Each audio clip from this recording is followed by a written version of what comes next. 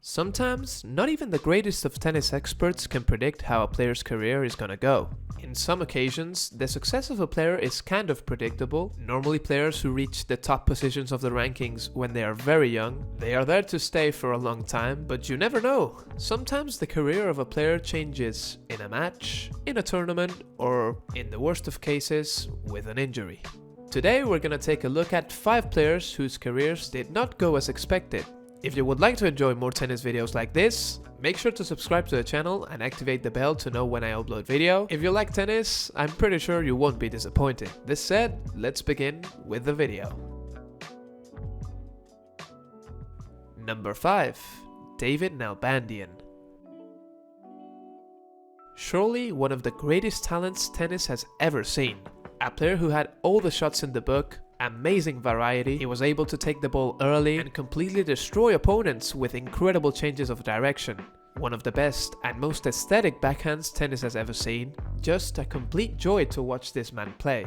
And very young, he was already one of the best players in the world. Only 20 years old, he reached the Wimbledon final. He actually beat Roger Federer the first 5 times they played, so you can imagine how good of a prospect he was in those years. At the 2003 US Open, he reached the semi-finals and was 2 sets to love up against Rodic, even having a match point in the 3rd set, but eventually losing in 5 sets. But only being 21, he has already reached the final of a Grand Slam and almost another final. But sadly, those would be the best Grand Slam results of his career. And although reaching a career high number 3 in the rankings, winning the ATP Masters in 2005, and winning back-to-back Masters 1000 titles in 2007, it seems like Nalbandian never reached his full potential. The flashes of brilliance were there, but it is very talked about how Nalbandian was not the best at taking care of his body at such elite level, and this also led to many injuries that would limit the consistency in his career. A complete shame seeing such a quality player not win at least one Grand Slam.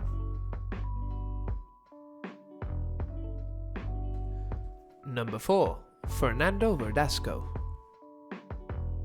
Some of you who have maybe started watching tennis in recent years, you may be Fernando Verdasco was an absolute beast. Surely having the potential to be in the top 10 for many years. His peak level came at 2009, especially at the Australian Open, where he was part of one of the greatest matches ever played, the semi-final against Nadal. The power Verdasco had at that time was absolutely insane, from both his backhand and of course his lethal forehand. This added to him being lefty made it a complete nightmare for his opponents. Verdasco would be in the top 10 for over a year, but then would never return. And for so many years, he's been one of those players who players don't want to see because he is so dangerous, but at the same time, his mentality at the most important moment of matches has let him down. And confidence is one of the keys in tennis. And Verdasco has lost the majority of the most important matches of his career, and especially those ones that were close surely affected his confidence throughout his career, not being able to play his best tennis in the most important moments of matches. Quite sad, because like I say, Verdasco was surely a guy that could have been in the top 10 for so many years. Who knows what could have been if Verdasco won that match against Nadal at the Australian Open semis in 2009. We will never know. Number 3. Jerzy Janowicz. Probably the strangest case out of all in the video. A 6'8" guy who absolutely crushes the ball with his serve, but also moves extremely well and has one of the best touches in the tour, with both a good backhand and good forehand. Well, this guy must be a top 10 player then. Well, he's still 30 years old, but he's ranked number 503 in the world. A player who, being only 21 years old, came through qualifying to reach a Masters 1000 final, beating Cilic, Murray, Tipsarevic and Gilles Simon on the way. And the next year he reaches the Wimbledon semi-finals, where he lost a tough 4-set battle against who would be champion Andy Murray.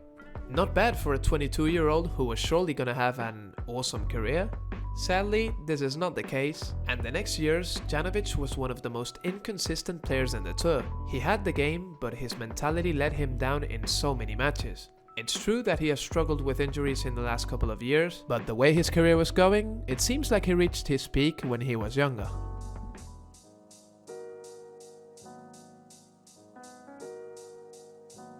Number 2. Andy Rodic. It is difficult adding a Grand Slam champion and former world number 1 in this list, but the expectations on Andy Rodic when he was younger were even bigger than the career he finally had. Which, like I say, is completely awesome. Rodic reached the world number 1 when being only 21 years old. By that age, he was already a Grand Slam champion and world number 1. Who would have said at that time that that would be his only Grand Slam? And the truth is that his problem was not his consistency, not major injuries. His main problem was a man named Roger Federer, who beat him in the most important matches of his career, defeating him in 3 Wimbledon finals, including the epic 2009 one and a US Open final, and of course more matches in earlier rounds. So although Rodic being one of the best players in the world for over 10 years, he had to live in the shadow of Roger Federer. Still a Hall of Fame career and one of the most charismatic guys there have been in the tour. Surely the most loved American tennis player in the last 20 years. Number 1. Juan Martín del Potro.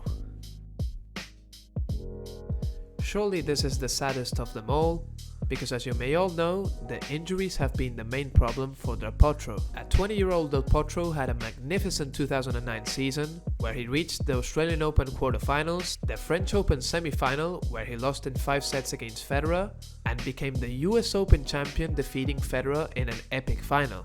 Again, what looked like the first of many Grand Slams for the Argentine. He then was finalist in the Nitto ATP finals, but the next year, after losing in the 4th round of the Australian Open, a wrist injury would have him out pretty much all season. 2011, he would come back and reach again his normal level, finishing the year number 11 in the world. 2012, he finished number 7 in the world and did well at all Grand Slams. 2013, he finished number 5 in the world, reaching the Wimbledon semis, in which he lost in 5 sets against Djokovic, but another year being one of the best players in the world. But in 2014, again came a wrist injury, and one that needed 3 surgeries and pretty much kept him out of the tour for 3 years. And one of the most admirable things about Del Potro is that again he fought to be at the top again, and on his return in 2016, he was able to reach the final of the Olympics, beating Djokovic and Nadal on the way. And although he had to adapt his game, pretty much slicing all his backhand shots, Del Potro was able to reach a top level again.